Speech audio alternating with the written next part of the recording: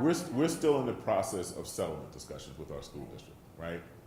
And as I tell people, the reason why litigation is difficult because I'm a big fan of the old TV show Perry Mason, where litigation is a 45-minute episode, right?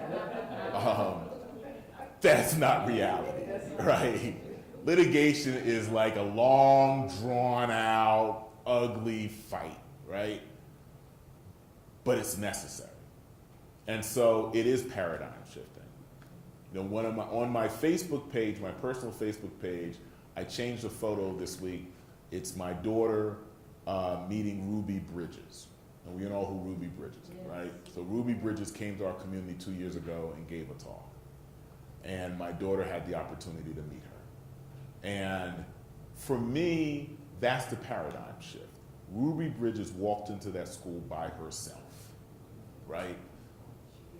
We have to change the dynamic that the system no longer allows that sort of isolation. And when you hear her talk about what she endured, like I knew the Ruby Bridges story, but until I actually heard it out of her mouth, it's insane that this little black girl would sit in a room all by herself and eat lunch. Right. Like hearing all the other kids in the cafeteria. She would be there with a federal marshal eating lunch. Like she'd walk into that building escorted every day. Like the psychological damage you're doing to a child. But when you listen to Ruby Bridges, there is this sense of normalcy. She said, I didn't think anything about it. I was just happy to go to school. And so unless we have that paradigm shift, we'll never get to the point where a school building is seen as open and accessible to everybody. What we've argued at my high school is that we are an integrated high school where all students walk through the same door every morning, but then they go to different classroom doors, right? So it's the segregation behind the front door that you don't see.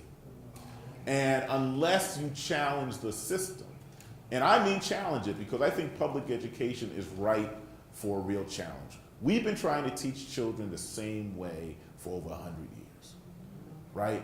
I hated sitting in a classroom, a rectangular classroom, with a teacher just talking to me. We still build school buildings the same way. They look the same way. They may have a different exterior, but the classrooms are pretty much the same, right? There's been little innovation given how advanced children are today.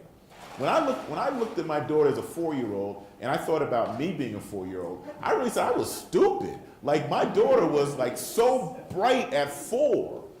I really said, well, they said, you know, I was a dumb kid. Because when I look at I wasn't doing that.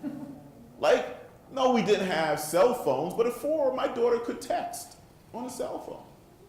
Right? Because I'd get all these stupid, silly texts from my daughter. So we've got to catch up with the times and motivate children in a way and find the levers of motivation. It's not always in a classroom, right? Sometimes we have to bust the school building open and allow kids to explore. You know, I live in the shadow of New York City. One of my arguments with my school district is, how can we live 30 minutes from Manhattan? We can see the World Trade Center Tower, the Empire State Building from our town, right? We can see those landmarks. But we very rarely give our kids access to New York. The cultural capital of the world, incredible museums, everything. But we stick our kids in a classroom and basically, you know, we're going to teach you today. And so when a kid is falling asleep in class, I get it.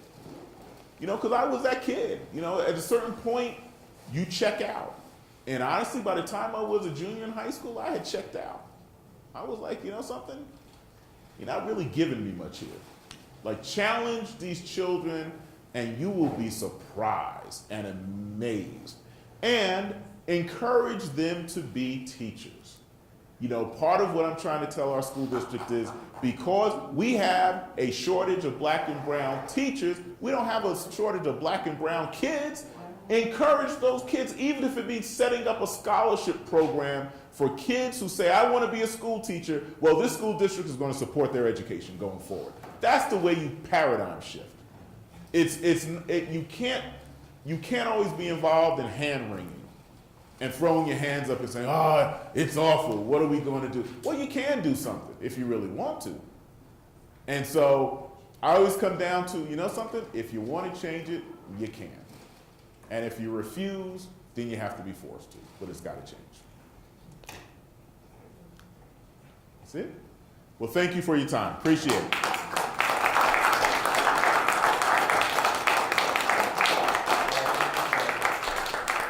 One of my finest moments was a Halloween dress up.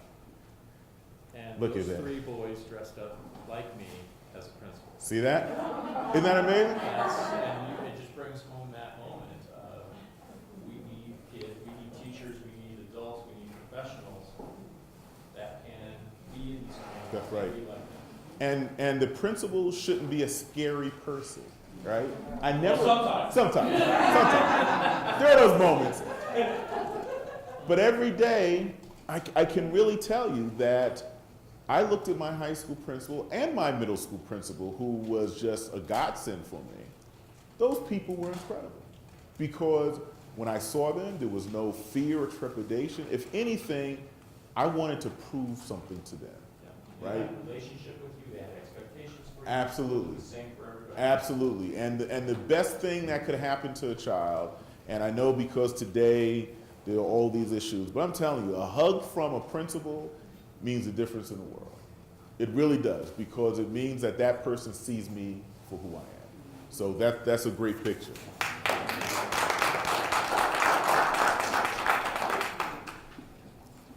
All right, before we transition into lunch, I want to call everybody's attention to the lovely organizations that have been here. I feel like you should still be feeling good. We did some right things. Keynote speaker was before lunch. Breakfast was not all carbs, so we're ready to keep going. But we have the Pikes Peak Workforce Center here. Please stop by and talk to them. My table is the Pikes Peak, just please permission, I'll multitask and get over there. That's my baby. And then while we still have Dr. sorry, cold time. While we still have Wendy here, I'm going to use less syllables. Please stop and talk to her because there is education and employment opportunities within Harrison District 2. I'm not saying I'm going to hold your pizza for hostage until I see you talk to people, but I might. We also have the lovely Belinda Cornelius here with Pikes Peak Community College. She has some fantastic swag as well as wonderful information. I got some too. The chapstick was lovely. I tried it out before I came here to talk to you just now. But one of the things we're trying to do is really shift the paradigm. We heard from 2 amazing speakers this morning. And I think we need to make sure that we're creating open and inviting spaces. We have a Healthy Family Summit today, and I brought my healthy family from knee-high to taller than me, and we need to create those spaces.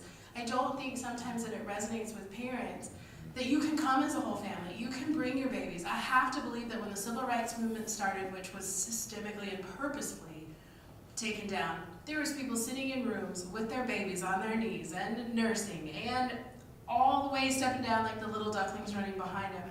And we need to do that. And one of the things that we're trying to do at the JMP is make sure that we have always created that open, welcoming space.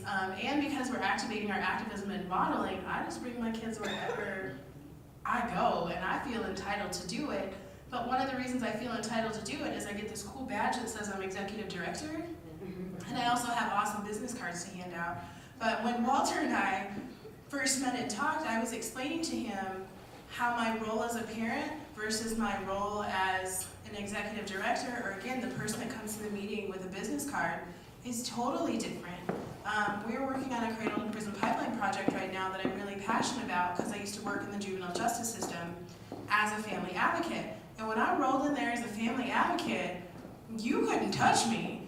And while I've been raising my own daughter, I have never walked into any of those school meetings with the same amount of empowerment as a parent as I did as a professional. So we have to work to change that. And I feel like you have to ask yourself, are you open, inviting, and respectful? Are you treating the parents that might have taken a bus to get to your meeting that are 5 minutes late the same way that you treat the professional that's 5 minutes late? And maybe I just could have left a little bit early. I was talking to somebody like Lisa back there, probably about fashion. But I mean, we really need some of these things. So please eat, we'll take a break, and then we're gonna be another fantastic dresser. Susan's gonna come up and talk to us.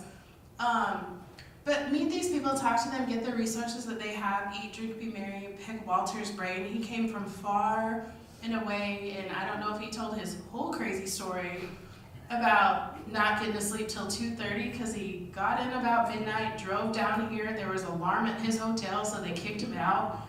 And we still made it here this morning on time, so this man is dedicated to doing this work and teaching us how to do it, so I think we should take advantage of that resource. So enjoy yourself, but if I do not see you, I might come and snatch your pizza or your water. I might.